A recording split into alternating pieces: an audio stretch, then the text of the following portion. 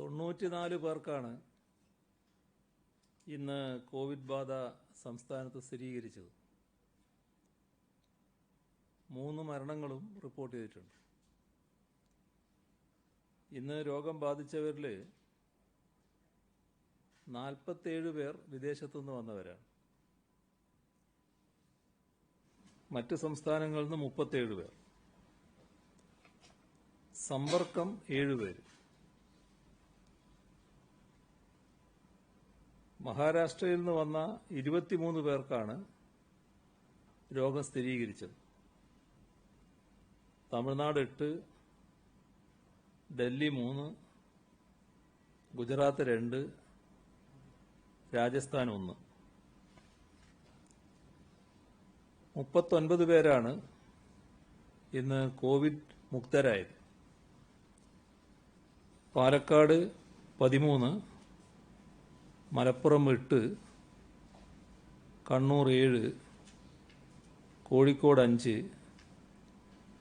തൃശ്ശൂർ വയനാട് 2 വീതം, തിരുവനന്തപുരം പത്തനംതിട്ട 1 വീതം. ഇങ്ങനെയാണ് നെഗറ്റീവ്. പോസിറ്റീവായതിൻ്റെ ജില്ല തിരിച്ചെടുത്താൽ പത്തനംതിട്ട 14, കാസർഗോഡ് 12, കൊല്ലം 11, കോഴിക്കോട് 10, ആലപ്പുഴ 8, മലപ്പുറം 8, പാലക്കാട് 7, കണ്ണൂർ 6, കോട്ടയം 5, തിരുവനന്തപുരം 5, തൃശ്ശൂർ 4, എറണാകുളം 2, വയനാട് 2. ഇത്തരത്തിലാണ് പോസിറ്റീവായത്.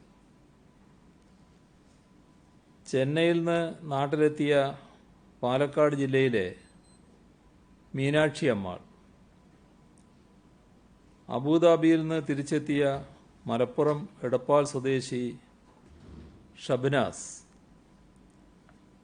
കൊല്ലം ജില്ലയിലെ കാവനാട് സ്വദേശി സേവ്യർ എന്നിവരാണ് കഴിഞ്ഞ ദിവസങ്ങളിൽ മരിച്ചത്.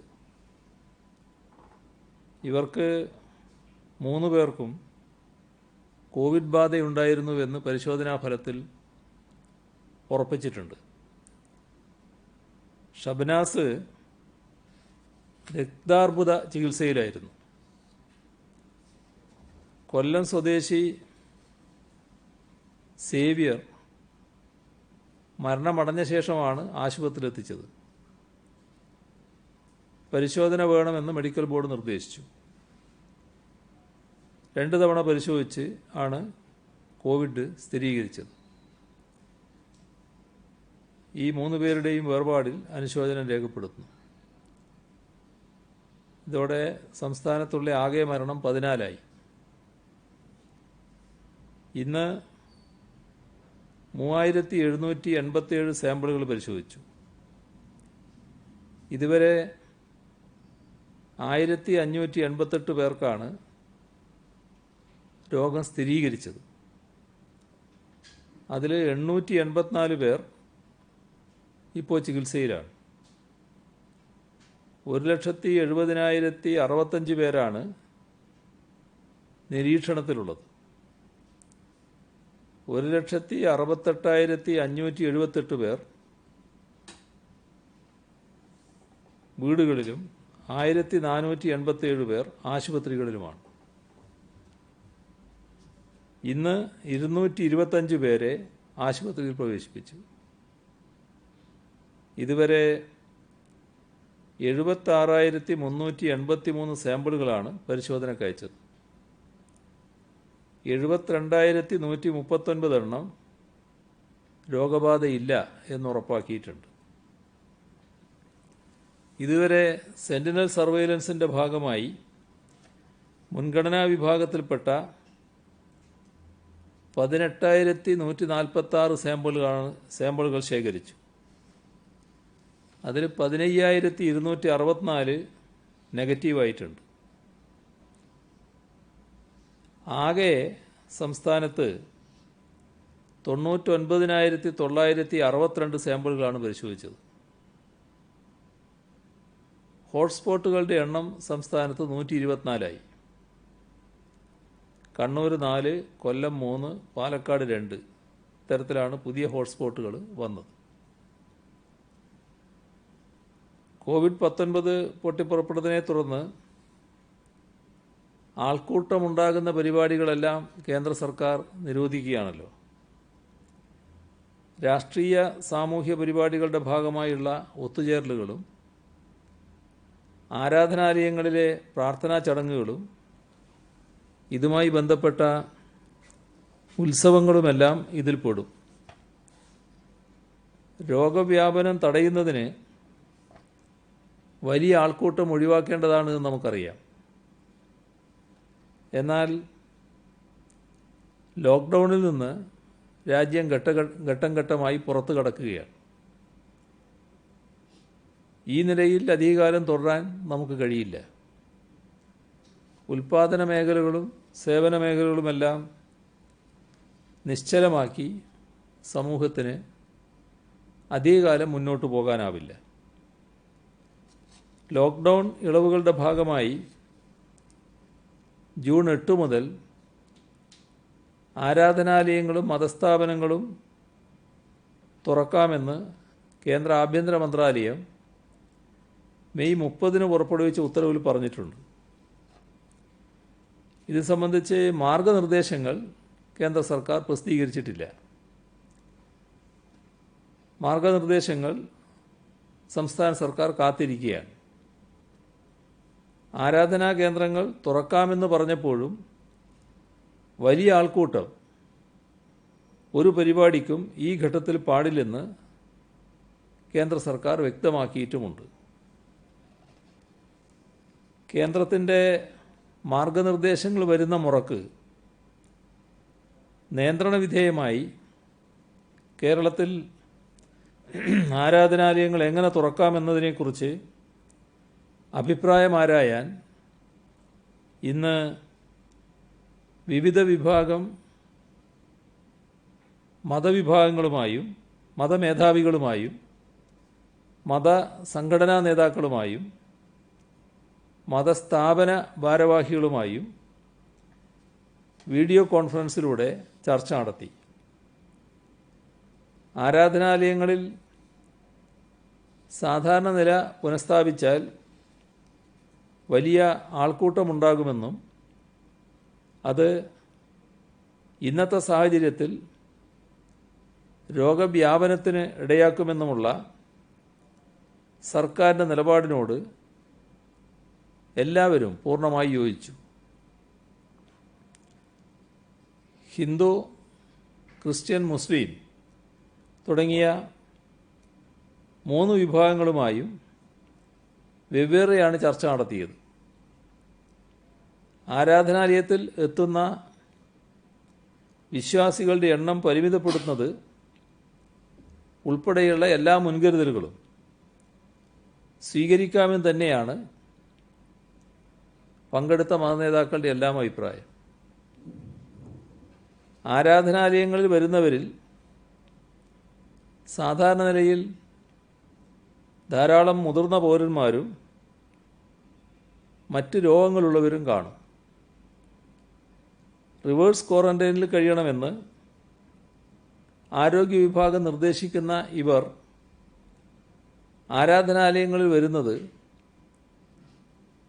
അപകടമാണെന്നാണ് സർക്കാർ കരുതുന്നത്. ഇവരെ കോവിഡ് രോഗം പെട്ടെന്ന് പിടികൂടാനിടയുണ്ട്. മാത്രമല്ല, പിടിപെട്ടാൽ ഇവരെ സുഖപ്പെടുത്താനും പ്രയാസമുണ്ട്. പ്രായമായവരിലും മറ്റ് രോഗമുള്ളവരിലും മരണനിരക്ക് കൂടുതലാണെന്ന പ്രശ്നം നാം ഗൗരവമായി കാണേണ്ടതുണ്ട്. അതിനാൽ ഈ വിഭാഗം ആളുകളുടെ കാര്യത്തിൽ പ്രത്യേക നിയന്ത്രണങ്ങൾ കൊണ്ടുവരുന്നതിനോട് മതനേതാക്കൾ പൊതുവെ യോജിപ്പാണ് അറിയിച്ചത്. നിയന്ത്രണങ്ങൾ സംബന്ധിച്ച വിശദാംശം കേന്ദ്ര സർക്കാരിൻ്റെ മാർഗനിർദ്ദേശങ്ങൾ വന്നാൽ മാത്രമേ തീരുമാനിക്കാൻ കഴിയും. ആരാധനാലയങ്ങൾ വഴി രോഗവ്യാപനമുണ്ടാകുന്നത് ഒഴിവാക്കാൻ ഉതകുന്ന ഒട്ടേറെ പ്രായോഗിക നിർദ്ദേശങ്ങൾ ഇന്നത്തെ ചർച്ചയിൽ മതനേതാക്കൾ മുൻപോട്ട് വച്ചിട്ടുണ്ട്. ഈ നിർദ്ദേശങ്ങൾ കേന്ദ്ര സർക്കാരിന് മുന്നിൽ അവതരിപ്പിക്കാനാണ് ഉദ്ദേശിക്കുന്നത്. കേന്ദ്ര മാർഗനിർദ്ദേശം വന്ന ശേഷം ഇക്കാര്യത്തിൽ സംസ്ഥാന സർക്കാർ തീരുമാനമെടുക്കും. ആരാധനാലയങ്ങൾ എന്തുകൊണ്ട് തുറക്കുന്നില്ലെന്ന് സംസ്ഥാന സർക്കാരിനോട് ചോദിക്കുന്ന ചില പ്രസ്താവനകൾ അടുത്ത ദിവസങ്ങളിൽ കാണുകയുണ്ടായി. കാര്യങ്ങൾ മനസ്സിലാക്കാതെയുള്ള പ്രസ്താവനകളാണ് അതെന്ന് കരുതുന്നില്ല. ആരാധനാലയങ്ങൾ രാജ്യവ്യാപകമായി അടച്ചിടാൻ കേന്ദ്ര സർക്കാരാണ് തീരുമാനിച്ചത്. ആരാധനാലയങ്ങൾ മാത്രമല്ല, വിദ്യാലയങ്ങളും പരിശീലന കേന്ദ്രങ്ങളും അടഞ്ഞുകിടക്കുകയാണ്. രാഷ്ട്രീയ, സാമൂഹിക, സാംസ്കാരിക പരിപാടികൾക്കെല്ലാം വിലക്കുണ്ട്. ഇളവുകളുടെ ഭാഗമായി ജൂൺ 8 മുതൽ ആരാധനാലയങ്ങൾ തുറക്കാമെന്ന് കേന്ദ്ര സർക്കാർ പറഞ്ഞ സാഹചര്യത്തിലാണ് ഇന്ന് മതമേധാവികളുമായും മതപണ്ഡിതരുമായും ചർച്ച നടത്തിയത്. ആരാധനാലയങ്ങൾ അടഞ്ഞുകിടക്കുന്നത് വിശ്വാസികൾക്ക് വലിയ പ്രയാസമുണ്ടാക്കുന്നു എന്ന് സർക്കാരിനറിയാം. എന്നാൽ സമൂഹത്തിൻ്റെ ആരോഗ്യ സുരക്ഷയ്ക്ക് വേണ്ടി ഏർപ്പെടുത്തിയ നിയന്ത്രണങ്ങളോട് എല്ലാ മതവിഭാഗങ്ങളും പൂർണ്ണമായി സഹകരിച്ചിട്ടുണ്ട്. ഇക്കാര്യത്തിൽ വലിയ അഭിപ്രായ ഐക്യമാണ് സർക്കാരും മതമേധാവികളും മതപണ്ഡിതന്മാരും തമ്മിലുള്ളത്. നല്ല ഒത്തൊരുമയോടെ നിയന്ത്രണങ്ങൾ സ്വീകരിച്ചുകൊണ്ട് ലോക്ക്ഡൗൺ കാലത്ത് നാം പ്രവർത്തിച്ചു. അതിന് ബന്ധപ്പെട്ടവരോട് സർക്കാർ നന്ദി പറയുന്നു. തുടർന്നും അവരുടെ നിശ്ചയമായ സഹകരണം ഉണ്ടാവണമെന്നാണ് അഭ്യർത്ഥന. ആരാധനാലയങ്ങൾ പൂർണ്ണമായി അടച്ചിടേണ്ട സാഹചര്യം വന്നപ്പോഴും മതനേതാക്കളുമായി സർക്കാർ ആശയവിനിമയം നടത്തിയിരുന്നു. ഓരോ ഘട്ടത്തിലും അവരെ വിശ്വാസത്തിലെടുത്തും അവരുടെ അഭിപ്രായങ്ങൾ കൂടി കണക്കിലെടുത്തുമാണ് സർക്കാർ മുന്നോട്ട് പോകുന്നത്. കൊട്ടിയൂർ ഉത്സവം ഈ മാസം നടക്കുകയാണ്. അതിൻ്റെ ചടങ്ങുകൾ ആരംഭിച്ചു കഴിഞ്ഞു. ആൾക്കൂട്ടമുണ്ടാകുന്ന എല്ലാ പരിപാടികളും ഒഴിവാക്കി ചടങ്ങുകൾ മാത്രം നടത്താമെന്നാണ് ബന്ധപ്പെട്ടവരോട് നിർദ്ദേശിച്ചിട്ടുള്ളത്. നാളെ ലോക പരിസ്ഥിതി ദിനമാണ്. ജൈവ വൈവിധ്യത്തിൻ്റെ സംരക്ഷണം മനുഷ്യരാശിയുടെ അതിജീവനത്തിന് അനിവാര്യമാണ്. മനുഷ്യർ നടത്തുന്ന അനിയന്ത്രിതമായ ചൂഷണം പ്രകൃതിയുടെ സന്തുലാവസ്ഥയെ തകിടം മറിക്കുന്നു. അതിൻ്റെ ഫലമായി ആഗോളതാപനവും സമുദ്രമലിനീകരണവും മരുഭൂമിവൽക്കരണവും കൊടും വരൾച്ചകളും കാലാവസ്ഥാ വ്യതിയാനങ്ങളും ഉൾപ്പെടെയുള്ള വലിയ വെല്ലുവിളികളാണ് ഈ കാലത്ത് മനുഷ്യർ നേരിടുന്നത്. ഈ പ്രതിസന്ധി മറികടക്കാൻ ദീർഘവീക്ഷണത്തോടെയുള്ള ഇടപെടലുകൾ അനിവാര്യമാണ്. പരിസ്ഥിതി സൗഹൃദത്തിൽ ഊന്നുന്ന വികസന നയങ്ങളാണ് നമുക്ക് വേണ്ടത്. പ്രകടന പത്രികയിൽ വിശദമാക്കിയതനുസരിച്ച് കഴിഞ്ഞ 4 വർഷവും ഈ ആശയം മുൻനിർത്തിയാണ് LDF സർക്കാർ പ്രവർത്തിച്ചത്. കേരളത്തിൻ്റെ ജലസമൃദ്ധി വീണ്ടെടുക്കുക, പരിസ്ഥിതി മലിനീകരണം ഇല്ലാതാക്കുക, സുരക്ഷിത ഭക്ഷ്യവസ്തുക്കൾ ഉൽപ്പാദിപ്പിക്കുക, വനവൽക്കരണം ഊർജിതമാക്കുക തുടങ്ങിയ ലക്ഷ്യങ്ങൾ നിറവേറ്റാൻ ആവശ്യമായ പ്രവർത്തനങ്ങൾ ഹരിത കേരള മിഷൻ നടപ്പിലാക്കി. മിഷന്റെ നേതൃത്വത്തിൽ 2016-17 വർഷം 86 ലക്ഷം വൃക്ഷത്തൈകൾ കേരളത്തിൽ നടുകയുണ്ടായി.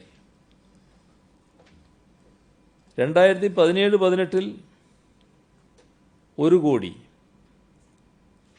2018-19 2 കോടി, 2019-20 3 കോടി. ഇത്തരത്തിലാണ് വൃക്ഷത്തൈകൾ നടാൻ പ്ലാനിട്ടത്. എന്നാൽ തുടർച്ചയായ 2 വർഷങ്ങളിലെ പ്രളയം തൈകളുടെ നിലനിൽപ്പിനെ സാരമായി ബാധിച്ചു. ഈ സാഹചര്യത്തിലാണ് വൃക്ഷവൽക്കരണ പ്രവർത്തനങ്ങളെ സഹായിക്കുന്നതിനും കൃത്യമായ തുടർ പ്രവർത്തനങ്ങൾ ഉറപ്പുവരുത്തുന്നതിനുമായി പച്ചത്തുരുത്ത് പദ്ധതി ആരംഭിച്ചത്.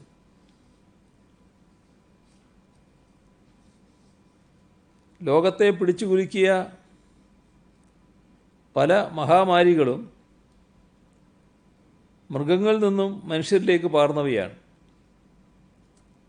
സാർസ്, മെഴ്സ് തുടങ്ങി ഈ അടുത്ത് സംഭവിച്ച നിപ ഉൾപ്പെടെയുള്ള പല രോഗങ്ങളും മൃഗങ്ങളിൽ നിന്നാണ് മനുഷ്യരിലേക്ക് പകർന്നത്.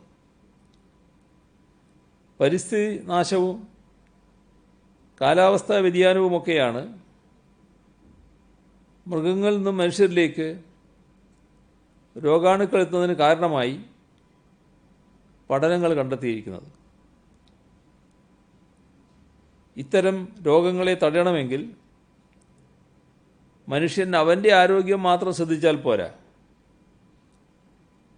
അവൻ ജീവിക്കുന്ന പ്രകൃതിയുടെയും അതിലെ മറ്റ് ജീവജാലങ്ങളുടെയും ആരോഗ്യം കൂടെ സംരക്ഷിക്കേണ്ടതായി വരും. ഏകലോകം ഏകാരോഗ്യം, വൺ വേൾഡ് വൺ ഹെൽത്ത് എന്ന ആശയത്തെ മുൻനിർത്തിയാകണം ഇനിയുള്ള നമ്മുടെ പരിസ്ഥിതി ഇടപെടലുകൾ. ആ വിശാല ലക്ഷ്യം പടിപടിയായി നാം കൈവരിക്കേണ്ടതാണ്. ഈ വർഷം 1,09,00,000 വൃക്ഷത്തൈകൾ നട്ടാണ്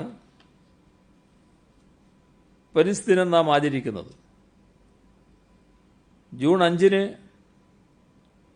81 ലക്ഷം തൈകൾ നടും.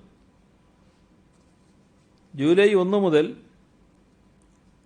27 വരെയുള്ള ദിവസങ്ങളിൽ 28 ലക്ഷം തൈകൾ നടും.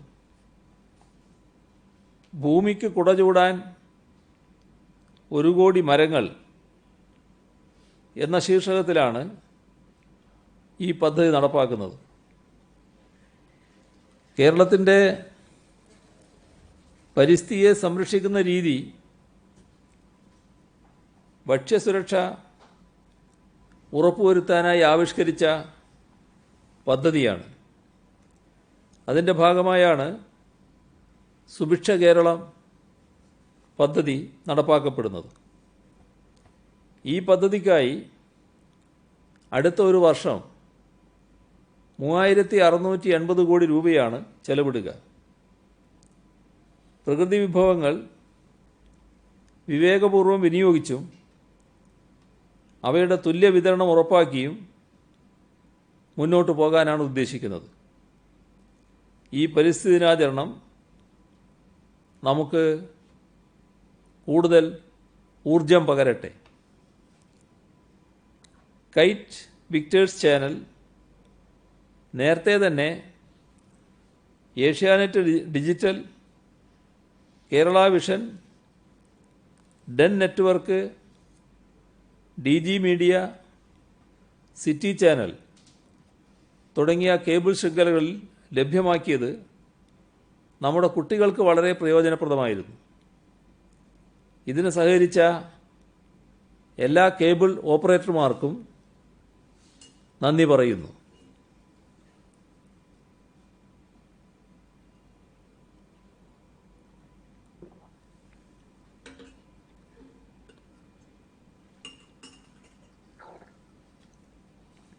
ഓൺലൈൻ ക്ലാസുകൾ എല്ലാ കുട്ടികളിലേക്കും എത്താനായി കൈറ്റ് വിക്ടേഴ്സ് ചാനൽ DTH ശൃംഖലയിലും ഉൾപ്പെടുത്താൻ അനുമതി നൽകണമെന്നാവശ്യപ്പെട്ട് നേരത്തെ പൊതുവിദ്യാഭ്യാസ വകുപ്പ് കേന്ദ്ര മാനവശേഷി വകുപ്പിന് കത്ത് നൽകിയിരുന്നു. കേന്ദ്ര വാർത്താവിനിമയ പ്രക്ഷേപണ വകുപ്പ് മന്ത്രിക്കും കത്തയച്ചിരുന്നു. ഇതിനനുകൂലമായ പ്രതികരണമൊന്നും ഇതുവരെ ലഭിച്ചിട്ടില്ല. എന്നാൽ തുടർച്ചയായി പൊതുവിദ്യാഭ്യാസ വകുപ്പും കൈറ്റും അതുപോലെ അവരുടെ വരിക്കാരും എല്ലാം ആവശ്യപ്പെട്ടതനുസരിച്ച് ഇപ്പോൾ DTH ശൃംഖലകളിൽ കൈറ്റ് വിക്ടേഴ്സ് ലഭ്യമായി തുടങ്ങിയിട്ടുണ്ട്. ഈ പ്രതിസന്ധി ഘട്ടത്തിൽ കേരളത്തോടൊപ്പം നിന്ന dish TV, D2H, sun direct, Tata sky, Airtel എന്നീ DTH സേവനദാതാക്കളോടും സംസ്ഥാന സർക്കാരിൻ്റെ നന്ദി അറിയിക്കുന്നു. കേരള വിഷൻ ഡിജിറ്റൽ TVയിൽ 2 ചാനലുകളിലായി വിക്ടേഴ്സ് സംപ്രേഷണം ആരംഭിച്ചിട്ടുണ്ട്. പിന്നോക്കാവസ്ഥയുള്ള കേബിൾ TV കണക്ഷൻ ഇല്ലാത്ത വിദ്യാർത്ഥികളുടെ വീടുകളിലേക്ക് സൗജന്യ കേബിൾ കണക്ഷൻ നൽകാൻ കേബിൾ TV ഓപ്പറേറ്റേഴ്സ് അസോസിയേഷൻ തീരുമാനിച്ചിട്ടുണ്ട്. അവർക്ക് നന്ദി അറിയിക്കുന്നു. ഓൺലൈൻ പഠനത്തിനായി സൗകര്യങ്ങളില്ലാത്ത കുട്ടികൾക്കായി വിവിധ സംഘടനകളും സ്ഥാപനങ്ങളും സൗകര്യങ്ങൾ ഒരുക്കുന്നതിന് താൽപ്പര്യം പ്രകടിപ്പിച്ചിട്ടുണ്ട്. സഹകരണ സംഘങ്ങളുടെ പരിധിയിലെ അർഹരായ വിദ്യാർത്ഥികൾക്ക് ടെലിവിഷൻ സൗകര്യം ഏർപ്പെടുന്നതിന് അനുമതി നൽകി കഴിഞ്ഞിട്ടുണ്ട്. KSTA ആദ്യഘട്ടത്തിൽ 2500 ടെലിവിഷനുകളും കേരള NGO യൂണിയൻ 50 ലക്ഷം രൂപയുടെ ടെലിവിഷനുകളുമാണ് വാങ്ങി നൽകുന്നത്. ഭാരത് പെട്രോളിയം കോർപ്പറേഷൻ ലിമിറ്റഡ് 50 ലക്ഷം രൂപ ടെലിവിഷൻ വാങ്ങുന്നതിനായി അനുവദിച്ചു. കേരള ഗസ്റ്റഡ് ഓഫീസേഴ്സ് അസോസിയേഷനും അപ്പോളോ ടൈവേഴ്സ് ലിമിറ്റഡും 100 വീതം ടെലിവിഷനുകൾ വാങ്ങി നൽകാമെന്ന് അറിയിച്ചിട്ടുണ്ട്. 2000 വിദ്യാർത്ഥികൾക്ക് ഓൺലൈൻ പഠന സൗകര്യം ലഭ്യമാക്കുന്നുവെന്ന് വ്യവസായ വകുപ്പ് അറിയിച്ചിട്ടുണ്ട്. ആന ചരിഞ്ഞ സംഭവം പോലീസും വനം വകുപ്പും സംയുക്തമായി അന്വേഷിക്കും. കുറ്റക്കാരെന്ന് സംശയിക്കുന്ന 3 പേരെ കേന്ദ്രീകരിച്ച് അന്വേഷണം പുരോഗമിക്കുകയാണ്. ജില്ലാ പോലീസ് മേധാവിയും ജില്ലാ ഫോറസ്റ്റ് ഓഫീസറും ഇന്ന് സംഭവസ്ഥലം സന്ദർശിച്ചു. കോട്ടയം താഴത്തങ്ങാടിയിൽ ഷീബ എന്ന സ്ത്രീയെ കൊലപ്പെടുത്തിയ കേസിലെ പ്രതിയെ 2 ദിവസത്തിനകം പിടികൂടാനായത് കേരള പോലീസിനുള്ള വലിയ നേട്ടം തന്നെയാണ്. മോഷണം പോയ സ്വർണവും വാഹനവും കണ്ടെടുത്തിട്ടുമുണ്ട്. വടകര തൂണേരിയിൽ കോവിഡ് രോഗബാധ സ്ഥിരീകരിച്ചയാളുടെ ഫിഷ് സ്റ്റോളിൻ്റെ തട്ടിയും ഷട്ടറും കഴിഞ്ഞ രാത്രി ആരോ തകർത്തതായി ശ്രദ്ധയിൽപ്പെട്ടിട്ടുണ്ട്. ഈ സംഭവം നാദാപുരം പോലീസ് കേസ് രജിസ്റ്റർ ചെയ്ത് അന്വേഷിക്കുകയാണ്. സമീപത്തു നിന്നുള്ള CCTV ദൃശ്യങ്ങൾ പരിശോധിച്ചിട്ടുണ്ട്. ആ തരത്തിൽ കുറ്റക്കാരെ കണ്ടെത്താനുള്ള ശ്രമം നടക്കുകയാണ്. മാസ്ക് ധരിക്കാത്ത 2928 സംഭവങ്ങൾ സംസ്ഥാനത്ത് റിപ്പോർട്ട് ചെയ്തിട്ടുണ്ട്. ക്വാറന്റൈൻ ലംഘിച്ച 28 പേർക്കെതിരെ ഇന്ന് കേസ് രജിസ്റ്റർ ചെയ്തു. മുഖ്യമന്ത്രിയുടെ ദുരിതാശ്വാസ നിധിയിലേക്ക് സംഭാവന നൽകിയത് സംസ്ഥാന ദാരിദ്ര്യ നിർമ്മാർജ്ജന മിഷൻ 1,25,55,150 രൂപ. Kerala state cooperative rubber marketing federation 6 ലക്ഷം രൂപ. കേരള സംസ്ഥാന ഹാൻഡ്ലൂം വീവേഴ്സ് കോഓപ്പറേറ്റീവ് സൊസൈറ്റി 5 ലക്ഷം. വാഴക്കുളം ഗ്രാമപഞ്ചായത്ത് 5 ലക്ഷം. വയനാട് ടൂറിസം ഓർഗനൈസേഷൻ 5 ലക്ഷം. തിരുവനന്തപുരം താലൂക്ക് കോഓപ്പറേറ്റീവ് എംപ്ലോയീസ് സഹകരണ സംഘം 5 ലക്ഷം. ചേളന്നൂർ ഗ്രാമപഞ്ചായത്ത് 3 ലക്ഷം. Student police cadet Thiruvananthapuram rural 2,33,263.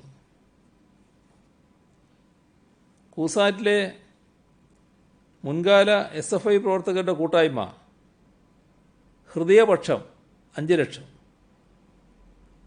Kallumala agricultural cooperative bank 4,73,218 രൂപ. KSSPU ചാലക്കുടി ബ്ലോക്ക് പരിധിയിലെ പ്രധാന പ്രവർത്തകർ 3,29,602 രൂപ.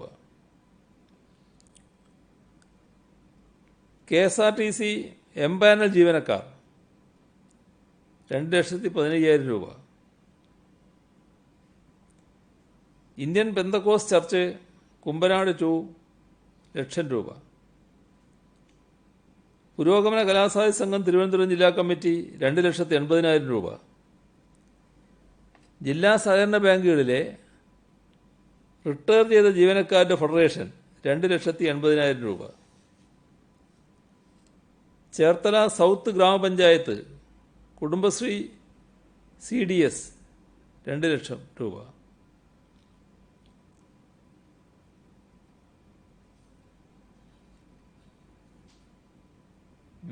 Venus apartment owners association Thiruvananthapuram 2,27,000 രൂപ. കേരള സപ്ലൈകോ സപ്ലയേഴ്സ് അസോസിയേഷൻ സംസ്ഥാന കമ്മിറ്റി 1,53,501 രൂപ. AIYF ആലപ്പുഴ മണ്ഡലം കമ്മിറ്റി 1,55,388 രൂപ. NFPRMS എംപ്ലോയീസ് തിരുവനന്തപുരം ബ്രാഞ്ച് 1,23,700 രൂപ. AIYF ശൂരനാട് മണ്ഡലം കമ്മിറ്റി 1,112 രൂപ. ഫാറൂഖ് കോളേജ് SS ഹോസ്റ്റലിലെ 84-90 ബാച്ച് കൂട്ടായ്മ 2,100,000 രൂപ. കേന്ദ്ര സർക്കാർ സ്ഥാപനമായ HOCയിലെ താൽക്കാലിക ജീവനക്കാർ 1 ലക്ഷം രൂപ. കേരള സ്റ്റേറ്റ് പെൻഷനേഴ്സ് സഹകരണ സംഘം വിഹിതവും ഭരണസമിതിയുടെയും ജീവനക്കാരുടെയും സംഭാവനയും ചേർത്ത് 1,25,000 രൂപ. ആറന്മുള വിദ്യാധിരാജ ശ്രീ വിജയാനന്ദ ആശ്രമം 50,000 രൂപ. ഇത്രയാണ് ഇന്ന് വിവരം പങ്കിടാനുള്ളത്.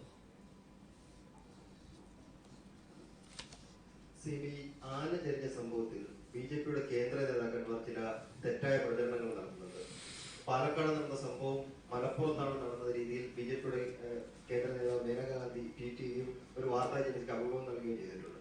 മലപ്പുറം ജില്ല ക്രൂരതകൾക്ക് പേരുകേട്ട നാടാണ് എന്ന പ്രചരണം അവർ നടത്തുന്നുണ്ട്. ഇതിനെ എങ്ങനെയാണ് സർക്കാർ കാണുന്നത്? ആന ചെരിഞ്ഞതിനെ കുറിച്ച് ഇന്നലെ തന്നെ പറഞ്ഞു.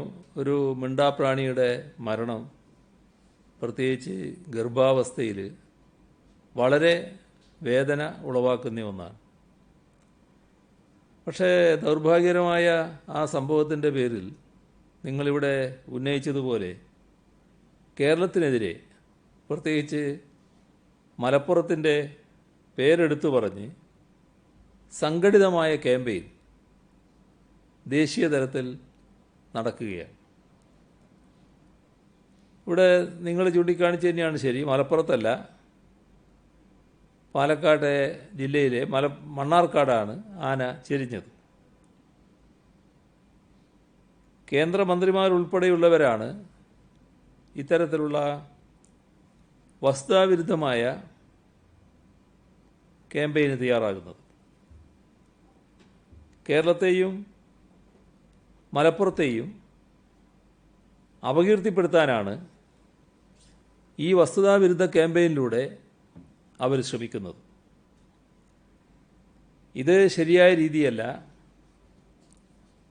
കേരളത്തിൻ്റെ ആത്മാഭിമാനത്തെ ചോദ്യം ചെയ്യാനുള്ള ശ്രമങ്ങൾ അംഗീകരിക്കാനുമാവില്ല.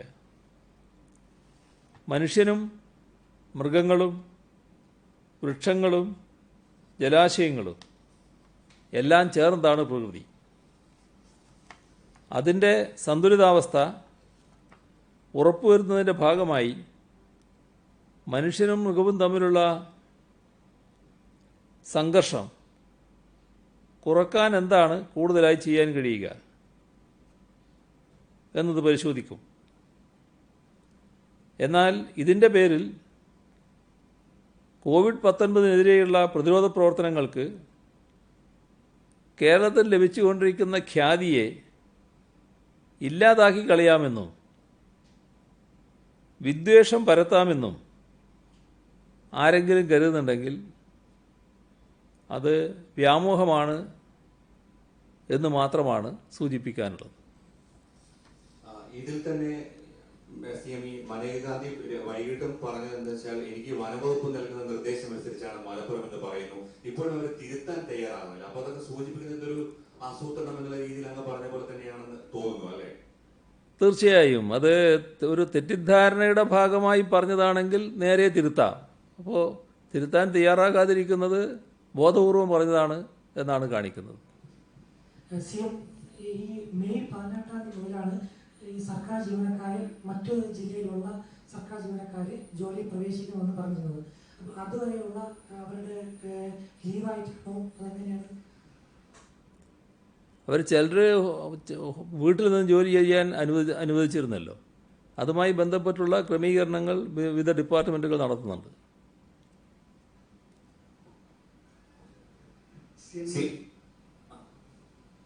ആരാധനാലയങ്ങളുടെ കാര്യത്തില് ഈ കേന്ദ്രത്തിന്റെ ഒരു നിർദ്ദേശം വരാതെ നമ്മളതിന് തീരുമാനം എടുക്കുന്ന ഒരു നിലയില്ല എന്നല്ലേ? അതായത് 8-ാം തീയതി തുറക്കും അല്ലെങ്കിൽ നിയന്ത്രണങ്ങൾ ഒഴിവാക്കും എന്നുള്ള പ്രചരണം ശരിയാണോ?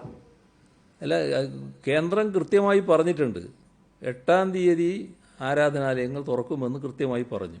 എന്നാൽ അതിൻ്റെ കൂടെ തന്നെ പറഞ്ഞു അതുമായി ബന്ധപ്പെട്ട മാർഗനിർദ്ദേശങ്ങൾ പിന്നീട് പുറപ്പെടുവിക്കുന്നതാണ് എന്ന്. അപ്പോൾ അതിൽ സംശയിക്കാനില്ല, മാർഗനിർദ്ദേശങ്ങൾ വരുമെന്ന് തന്നെയാണ്. നമ്മൾ സ്റ്റേറ്റ് സംസ്ഥാനം എന്ന നിലക്ക് കേന്ദ്രത്തെ അറിയിക്കാനുള്ള കാര്യങ്ങൾ ഒരു ഭാഗം അറിയിച്ചു കഴിഞ്ഞിട്ടുണ്ട്. ഈ ചർച്ചയുടെ ഭാഗമായി ഉയർന്നു വന്ന കാര്യങ്ങളും കേന്ദ്രത്തെ അറിയിക്കുന്നുമുണ്ട്. തിരുവനന്തപുരം ജില്ലയിലെ പൂന്തറ പ്രദേശത്ത് കോവിഡ് രോഗം കുറച്ചധികമായി സ്ഥിരീകരിച്ചിട്ടുണ്ട്. അപ്പോൾ തിരുവനന്തപുരം നഗരത്തിലേക്കുള്ള ആ ഒരു മത്സ്യവിതരണം കൂടുതലും പൂന്തറ ഭാഗത്തു നിന്നാണ്. അപ്പം അവിടെ ഒരു പ്രത്യേകമായ ഒരു നിയന്ത്രണ സംവിധാനത്തിന്റെ ആവശ്യകത തോന്നുന്നില്ലേ? സ്ത്രീകളടക്കമുള്ളവർ മത്സ്യവിപണനവുമായി ബന്ധപ്പെട്ട് നഗരപ്രദേശങ്ങളിൽ വരുന്നുണ്ടല്ലോ. ഇത് രോഗവ്യാപന സാധ്യതയുണ്ടാകുന്ന എല്ലാ പ്രശ്നങ്ങളും ഗൗരവമായി തന്നെ കണക്കാക്കും. അതിൻ്റെ ഭാഗമായുള്ള കണ്ടെയ്ൻമെന്റ് വേണമെങ്കിൽ അതിലേക്കും കടക്കും. ഇത് 94 ഇന്നത്തെ കേസ്. അപ്പം സമ്പർക്കം വഴിയുള്ള പല സോഴ്സ് അറിയാത്ത രോഗങ്ങൾ കൂടുതൽ റിപ്പോർട്ട് ചെയ്യപ്പെടുന്നുണ്ട്. ഏതെങ്കിലും സാഹചര്യത്തിൽ സർക്കാർ ഈ കണക്കുകൾ മറച്ചു വെക്കുന്നുണ്ടോ? സർക്കാർ കണക്കുകൾ മറച്ചു വെക്കുന്നതായിട്ടുള്ള വിവിധ തരത്തിലുള്ള ആക്ഷേപങ്ങളും മറ്റും വരുന്നുണ്ട്. അതാണല്ലോ ഞാൻ എല്ലാ ദിവസവും നിങ്ങളോട് പറഞ്ഞുകൊണ്ടിരിക്കുന്നത്. എല്ലാ ദിവസവും ഈ ആളുകളുടെ എണ്ണം കൃത്യമായിട്ട് പറയുകയാണ്. ഇന്ന് രോഗം ബാധിച്ചവരിൽ 47 പേര് വിദേശത്ത് നിന്ന് വന്നവരാണ്, 37 പേര് മറ്റ് സംസ്ഥാനങ്ങളിൽ നിന്ന് വന്നവരാണ്, സമ്പർക്കം 7 ഞാൻ നേരത്തെ പറഞ്ഞു അത്. ഇന്നത്തെ കണക്ക് തീർന്നു.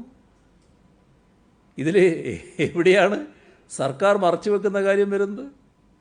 സർക്കാർ മറച്ചു വെക്കുന്നു എന്ന് പറയുന്നത് എന്തിനെ പറ്റിയാ? ഇപ്പോൾ ഇന്നലെ ഒരു മരണകാര്യം നിങ്ങൾ തന്നെ ചൂണ്ടിക്കാണിച്ചു. അപ്പോൾ ഞാൻ പറഞ്ഞു അതിൻ്റെ കൂടുതൽ പരിശോധന നടക്കുന്നുണ്ട്, അത് കഴിഞ്ഞാലേ പറയൂ. അതിന്ന് പറയുന്നു. അതല്ലാതെ ഏത് കാര്യമാണ് മറച്ചു വെക്കുന്നത്? ഇത് ബോധപൂർവം അപകീർത്തിപ്പെടുത്താനുള്ള ഒരു ശ്രമത്തിൻ്റെ ഭാഗമായി നടക്കുന്നൊരു പ്രചരണമാണ്.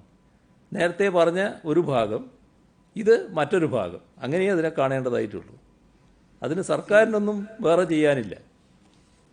കേരളം ഒരു വിമാനത്തിനോട് നോ പറഞ്ഞിട്ടില്ലാത്ത CM ഇന്നലെ പറഞ്ഞത്. എന്നാൽ ഇന്ന് രാവിലെ കേന്ദ്രമന്ത്രി വി മുരളീധരൻ പറഞ്ഞത് 24 വിമാനം ഒരു ദിവസം കേരളത്തിലേക്ക് അയക്കാമെന്ന് കേന്ദ്രം അറിയിച്ചപ്പോൾ 12 വിമാനം മതി എന്നാണ് കേരളം പറഞ്ഞത് എന്ന് വി മുരളീധരൻ ആരോപിക്കുന്നു. അങ്ങനെ നമ്മൾ പറഞ്ഞിട്ടുണ്ടോ? അങ്ങനെയാണെങ്കിൽ എന്തുകൊണ്ടാണ് നമ്മൾ അങ്ങനെ പറഞ്ഞത്? ഇതിലൊക്കെ എല്ലാ ദിവസവും ഇദ്ദേഹത്തെ പറ്റി ഇങ്ങനെ പറയേണ്ടി വരികയാണല്ലോ എന്ന് ഞാനിങ്ങനെ ആലോചിക്കുകയാണ്. ഇവിടെ വിമാനങ്ങൾക്ക് അനുമതി നൽകിയതുമായി ബന്ധപ്പെട്ട വിഷയങ്ങൾ ഇന്നലെ തന്നെ വിശദമായി ഞാൻ പറഞ്ഞിരുന്നു. വന്ദേ ഭാരത് മിഷനിൽ ജൂൺ മാസത്തിൽ ഒരു ദിവസം 12 എന്ന നിലയിൽ വിമാനം ഷെഡ്യൂൾ ചെയ്യുന്നതിന് സമ്മതം അറിയിച്ചു എന്ന് തന്നെയാണ് ഇന്നലെ പറഞ്ഞത്. അതിലൊരു മാറ്റവും ഇല്ല. ഒരു ദിവസം 12 വിമാനം. അതുപ്രകാരം ജൂൺ 3 മുതൽ 10 വരെ ഷെഡ്യൂൾ ചെയ്യേണ്ടത് 84 വിമാനങ്ങളാണ്. എന്നാൽ 36 എണ്ണമാണ് ഷെഡ്യൂൾ ചെയ്തത്. ഇനിയും 48 എണ്ണം ഷെഡ്യൂൾ ചെയ്യേണ്ടതുണ്ട്. ദിനംപ്രതി 12 എന്നത് ആദ്യം നടപ്പാക്കണ്ടേ? എന്നിട്ടല്ലേ 24? അത് കഴിഞ്ഞിട്ട് പോരെ 24-നെ കുറിച്ച് ആലോചിക്കൽ. നമ്മൾ അതിന് കേന്ദ്രത്തെ കുറ്റപ്പെടുത്തില്ല. ഇന്നലെ ഞാൻ സംസാരിക്കുമ്പോഴും കേന്ദ്രത്തെ കുറ്റപ്പെടുത്തിയില്ല. കേന്ദ്രം ഷെഡ്യൂൾ ചെയ്യുന്നതിനനുസരിച്ച് സ്വീകരിക്കാൻ സംസ്ഥാനം തയ്യാറാണ് എന്നാണ് പറഞ്ഞത്. പിന്നെ ഒരു ദേശീയ തലത്തിൽ ഷെഡ്യൂൾ ചെയ്യുന്നതിനുണ്ടാകുന്ന പ്രയാസങ്ങളുടെ ഭാഗമായിട്ടായിരിക്കും ഈ കുറവ്. അതവർ നികത്തുമെന്നും പ്രതീക്ഷയാണ് നമ്മളിരിക്കുന്നത്. ഇവിടെ മറ്റൊരു കാര്യം ചാർട്ടേഡ് ഫ്ലൈറ്റുകളെക്കുറിച്ചാണ്. സ്പൈസ് ജെറ്റിൻ്റെ 300 ഫ്ലൈറ്റുകൾക്ക് അനുമതി നൽകി. ഒരു സംഘടന ആവശ്യപ്പെട്ട 40 ഫ്ലൈറ്റുകൾക്കും അനുമതി നൽകി. വിവിധ സംഘടനകൾ ആവശ്യപ്പെട്ടതനുസരിച്ച് 70,712 പേർക്ക് സംസ്ഥാനത്തേക്ക് മടങ്ങി വരാനുള്ള അനുമതി സർക്കാർ നൽകിയിട്ടുണ്ട്. 2 കാര്യങ്ങൾ മാത്രമേ സർക്കാർ പറഞ്ഞുള്ളൂ. ഒന്ന്, അമിതമായി ചാർജ് ഈടാക്കാൻ പാടില്ല. മറ്റൊന്ന്, മുൻഗണനാ പട്ടികയിലുള്ളവർക്ക് മുൻഗണന നൽകുക തന്നെ വേണം. ഇതിൽ ഏതെങ്കിലും തരത്തിൽ പ്രവാസി താല്പര്യം ഹനിക്കപ്പെടുന്നില്ല. പ്രവാസി താല്പര്യം സംരക്ഷിക്കപ്പെടുകയാണ്. മാത്രമല്ല, നമ്മൾ മനസ്സിലാക്കേണ്ടത് കമ്പനികളുടെ ചാർട്ടേഡ് ഫ്ലൈറ്റുകളുണ്ട്. കമ്പനികളുടെ ചാർട്ടേഡ് ഫ്ലൈറ്റുകൾക്ക് ഒരു നിയന്ത്രണവുമില്ല എന്നും പറഞ്ഞിരുന്നു. സാധാരണ തൊഴിലാളികളിൽ നിന്ന് വൻതുക വാങ്ങിയാണോ കമ്പനിയുടെ ചാർട്ടേഡ് ഫ്ലൈറ്റ് വരിക? അപ്പോൾ സംസ്ഥാനത്തിൻ്റെ നിബന്ധന എങ്ങനെയാണ് തടസ്സമാകുന്നത്? പലരും തൊഴിൽ നഷ്ടപ്പെട്ടു വരുന്നതല്ലേ. മുൻഗണനാ ലിസ്റ്റിൽപ്പെടുത്തേണ്ടവർ ഈ വരുന്ന കൂട്ടത്തിൽ പെടണ്ടേ? അപ്പോൾ പിന്നെ സംസ്ഥാനം എന്ത് കുറ്റം ചെയ്തു എന്നാണ് പറയുന്നത്? പ്രവാസികൾ അനുഭവിക്കുന്ന ബുദ്ധിമുട്ട് വലുതാണ് എന്ന കാര്യത്തിൽ നമുക്കാർക്കും തർക്കമില്ലാത്ത കാര്യമാണ്. നാട്ടിലേക്ക് വേഗത്തിലെത്തണമെന്നാണ് എല്ലാവരും ആഗ്രഹിക്കുന്നത്. അങ്ങനെ വരുന്നവരുടെ ആരോഗ്യ സുരക്ഷ ഉറപ്പുവരുത്താനാണ് നമ്മൾ ശ്രമിക്കുന്നത്. അതോടൊപ്പം നാട്ടിലുള്ളവരുടെ സുരക്ഷയും. സർക്കാരിനെ സംബന്ധിച്ചിടത്തോളം കോവിഡിനെ നേരിടുക എന്നതാണ് പരമപ്രധാനം. അല്ലാതെ അതിലെവിടെയെങ്കിലും രാഷ്ട്രീയ അവസരമുണ്ടോ എന്ന് പരതി നടക്കലല്ല. അങ്ങനെ അന്വേഷിക്കാനും പോയിട്ടില്ല. ചിലർ ഇതിനെ ചില പ്രത്യേക അവസരമായി കാണുന്നുണ്ടാകാം. അവർ സർക്കാരിനെതിരെയുള്ള പ്രചരണത്തിനുള്ള വേദിയായി ഇതിനെയും മാറ്റാനാകുമോ എന്ന് ശ്രമിക്കുകയാണ്. കഴിഞ്ഞ ദിവസം ഒരു സംഘടന ഏർപ്പാട് ചെയ്ത വിമാനം യാത്ര പുറപ്പെട്ടില്ല. ഉടനെ വന്നു പ്രചരണം, കേരളം അനുമതി നൽകാത്തതുകൊണ്ട് എന്ന് പറഞ്ഞുകൊണ്ടാണ് അതിന് ന്യായീകരണം കണ്ടെത്താൻ ശ്രമിച്ചത്. പ്രത്യേകിച്ചും ഗൾഫ് മേഖലയിലാണ് ഈ പ്രചരണം നടത്തിയത്. സത്യത്തിൽ അവിടെ അനുമതി കിട്ടാത്തതായിരുന്നു പ്രശ്നം. അത്തരത്തിൽ തെറ്റിദ്ധാരണ പരത്തുന്ന ബോധപൂർവമായ പ്രചരണം സംഘടിപ്പിക്കാനാണ് ചിലർ ശ്രമിക്കുന്നത്. അതുകൊണ്ടൊക്കെയാണ് ഈ കാര്യം പറയേണ്ടി വരുന്നത്. ഒരു കാര്യം, ഈ കാരുണ്യ പദ്ധതി നിർത്തലാക്കുന്നതോടുകൂടി ഈ രോഗികൾ ഭയങ്കരമായി ആശങ്കയിലാണ് ഇപ്പോഴത്തെ സാഹചര്യത്തിൽ. അത് ഏകദേശം 100 കോടിയോളം രൂപ ധനവകുപ്പിന് ബാധ്യതയെന്നാണ് ഇന്ന് ഉമ്മൻചാണ്ടി തന്നെ പറഞ്ഞിരിക്കുന്നത്. അതെന്താണ് ഇതിൻ്റെ ഒരു സത്യാവസ്ഥ എന്നറിയാൻ ആഗ്രഹിക്കുന്നത്. കാരുണ്യ പദ്ധതി നിർത്തലാക്കുന്നില്ല, അത് തുറന്ന് നടപ്പാവുക തന്നെ ചെയ്യും. അത് നേരത്തെ തന്നെ വ്യക്തമാക്കിയിട്ടുള്ള കാര്യമാണ്. മുരളീധരൻ പറയുന്നത് CM കാര്യങ്ങളൊന്നും പഠിക്കാതെയാണ് പറയുന്നത്, അങ്ങനെ കാര്യങ്ങൾ പഠിക്കുന്നില്ല. പിന്നെ അങ്ങ് പറഞ്ഞ പ്രത്യേക അവസരം സുവർണാവസരമാണോ ഉദ്ദേശിച്ചത്? ഏത് ഒരു വിഷയത്തിൽ സുവർണാവസരം എന്ന് പറഞ്ഞ ആളുകളുണ്ട്, അപ്പൊ അതാണ് CM പ്രത്യേക അവസരം? അല്ലല്ല, ഞാൻ ഈ പറയുന്ന അവസരം ഒരു പ്രത്യേക അവസരമാക്കി എടുക്കാൻ ഉദ്ദേശിക്കുന്നതാണ്. അത് സുവർണവും പെടും, എല്ലാത്തവും പെടുമായിരിക്കും. കാര്യങ്ങൾ പഠിക്കാതെയാണ് ഇതൊക്കെ പ്രതികരിക്കുന്നത്. അല്ല, അതിനൊക്കെ ഞാനല്ലല്ലോ പറയണത്, ജനങ്ങൾ വിലയിരുത്തേണ്ട കാര്യമല്ലേ. ജനങ്ങൾ അതൊക്കെ വിലയിരുത്തിക്കൊണ്ടിരിക്കുകയല്ലേ. ഞാൻ ഒന്നാമത് ഈ പറഞ്ഞ കാര്യങ്ങൾക്ക് അതേ തരത്തിലുള്ള മറുപടി പറയാനല്ല ഇപ്പോൾ ഇരിക്കുന്നത്. വേണമെങ്കിൽ അതൊക്കെ പറയാൻ എനിക്കറിയാം, പക്ഷേ അത്തരം ഒരു പറച്ചിലല്ല ഞാനിപ്പോൾ താല്പര്യം കാണിക്കുന്നത്. ഇപ്പോൾ നമുക്ക് കോവിഡിനെ നേരിടലാണ് പ്രധാനം.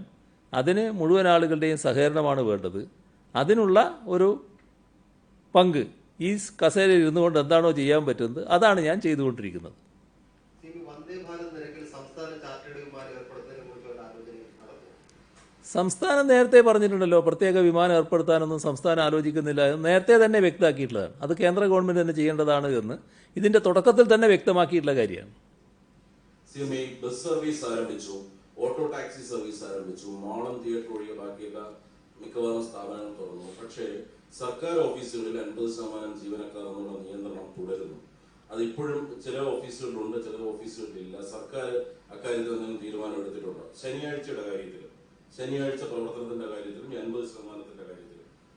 സർക്കാർ ഓഫീസുകളുടെ കാര്യത്തിൽ അത് പൂർണ്ണമായിട്ടുള്ള തരത്തിലേക്ക് ആളുകൾ വന്നുകൊണ്ടിരിക്കുകയാണ്. അതിന് തീരുമാനങ്ങൾ ഏറെക്കുറെ ആയി കഴിഞ്ഞിട്ടുണ്ട്. ശനിയാഴ്ചയുടെ കാര്യത്തിൽ തീരുമാനമായിട്ടില്ല. കാരണം ഞായറാഴ്ച ഇപ്പോൾ നമ്മൾ പൂർണ്ണമായി ലോക്ക്ഡൗണായി നിൽക്കുകയാണ്. അത്തരമൊരു സാഹചര്യത്തിൽ ഒരു ദിവസമാണ് ഒഴിവുണ്ടാവുക. അതിനെപ്പറ്റി ഇപ്പോൾ ഒരു തീരുമാനത്തിലേക്ക് എത്തിയിട്ടില്ല. എന്നാൽ അത് താൽക്കാലികം മാത്രമാണ്, എപ്പോഴും മാറാം. സർക്കാർ ഓഫീസുകളുടെ കാര്യം പറഞ്ഞതുകൊണ്ട് സെക്രട്ടേറിയറ്റ് അടക്കമുള്ള സർക്കാർ ഓഫീസുകളിൽ പുറത്തുള്ള ജില്ലകളിൽ നിന്നുള്ള ആൾക്കാർ ജോലി ചെയ്യുന്നുണ്ട്. അവർ താമസിക്കുന്നത് സ്വകാര്യ ലോഡ്ജുകളിലും ഹോസ്റ്റലുകളിലൊക്കെയാണ്. അത്തരം സ്ഥാപനങ്ങളൊന്നും ഇപ്പോൾ തുറന്ന് പ്രവർത്തിക്കുന്നില്ല ഈ കോവിഡ് ഭീഷണി കാരണം. അവർക്ക് താമസിക്കാനുള്ള ബുദ്ധിമുട്ടുകൾ നേരിടുന്നുണ്ട്. ഇത് പരിഹരിക്കാൻ എന്തെങ്കിലും ഒരു നിർദ്ദേശം നൽകുമോ, അല്ലെങ്കിൽ DA ആക്ടിന്റെ പരിധി ഇതൊക്കെ തുറക്കണം, അവശ്യ സർവീസായി തുറക്കണമെന്ന് ആവശ്യപ്പെടാൻ സർക്കാർ നിയമമോ? ജില്ലയിലെ മാത്രമല്ല മറ്റ് ജില്ലകളിലെ സർക്കാർ ഓഫീസുമായി ബന്ധപ്പെട്ട് അത്തരമൊരു പ്രയാസമുണ്ടെങ്കിൽ അത് പരിഹരിക്കുന്നതിന് തീർച്ചയായും ഇടപെടും, ഒരു സംശയമില്ല. അപ്പം നമുക്ക് ഏറെക്കുറെ ആയി എന്നാണ് തോന്നുന്നത്. നമുക്ക് മെനഞ്ഞാന്ന് മരിച്ച ഒരു വൈദികന്റെ മൃതദേഹം ഇന്ന് അല്പം മുമ്പാണ് സംസ്കരിച്ചത്. ഇന്നലെ ഉടനീളം അതുമായി ബന്ധപ്പെട്ട് നമ്മുടെ തലസ്ഥാനത്ത് തന്നെ ഈ ഒരു പ്രശ്നം ഉണ്ടായി. ഒരു കൂട്ടം ആളുകൾ തടയുക. അപ്പൊ നമുക്കത് നമ്മളെ പോലൊരു തലസ്ഥാനത്ത് തന്നെ ഇങ്ങനെ കാര്യം നടന്നതിനെ കുറിച്ച് CM ശ്രദ്ധയപ്പെട്ടിട്ടുണ്ടോ? ഇത് സമൂഹത്തിൻ്റെ ഒരു തെറ്റിദ്ധാരണയാണ്.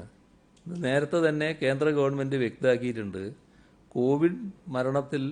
കോവിഡ് മരണവുമായി ബന്ധപ്പെട്ട് ശവസംസ്കാരം നടത്തുന്നതിൽ നേരത്തെയുള്ള നിപ്പ പോലുള്ള മരണത്തിൻ്റെ പ്രോട്ടോക്കോളൊന്നും പാലിക്കേണ്ടതായിട്ടില്ല എന്ന് ഇതിനു മുൻപ് തന്നെ വ്യക്തമാക്കി കഴിഞ്ഞിട്ടുണ്ട്. പക്ഷേ ആളുകൾ ഇതിനെ വല്ലാതെ ആശങ്കപ്പെടുന്നുണ്ട് എന്നുള്ളതാണ് കാരണം. അതിൻ്റെ ഭാഗമായി വന്ന ചില പ്രശ്നങ്ങൾ മാത്രമാണ്. ഏതായാലും അത് പൂർണ്ണമായി പരിഹരിക്കാൻ കഴിഞ്ഞിട്ടുണ്ട്.